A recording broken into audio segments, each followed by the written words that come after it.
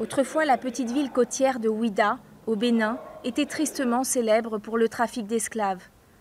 Aujourd'hui, elle abrite le premier musée d'art contemporain d'Afrique. Les œuvres de 14 grands artistes africains sont exposées dans la villa Adjavon, construite en 1922 et entièrement rénovée. Des boiseries, de grandes coursives et de nombreuses fenêtres pour faire circuler l'air, ce sont les caractéristiques du style afro-brésilien, importé par les esclaves affranchis à leur retour du Brésil à la fin du XIXe siècle.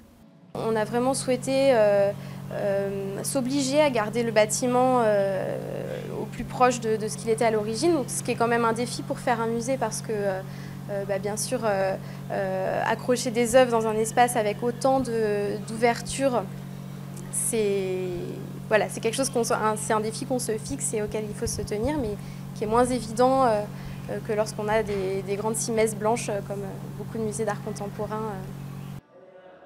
Des sculptures de l'Éthiopien Michael Bet Sélassié, des autoportraits du photographe camerouno-nigérian Samuel Fosso et des dessins de l'Ivoirien Frédéric Brully-Boisbré côtoient les masques du jeune artiste béninois Kifoli Dossou.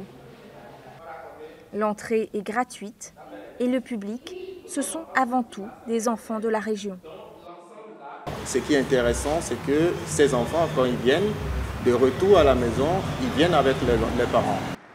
Le musée de Ouidah est l'œuvre de la fondation Zinsou, créée en 2005 par l'homme d'affaires franco-béninois Lionel Zinsou et sa fille Marie-Cécile, dans le but d'apporter un accès à la culture aux enfants du Bénin.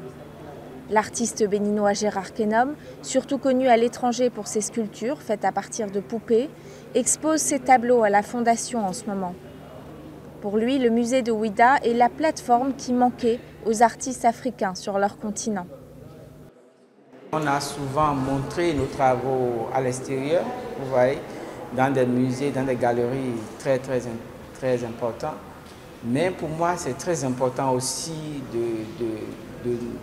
de montrer ce que nous faisons aussi en Afrique. 3 mois après son ouverture, le musée de Ouidah, qui a accueilli 13 000 visiteurs, commence à voir arriver des touristes étrangers, du Nigeria et du Togo voisins, mais aussi d'Europe et des États-Unis.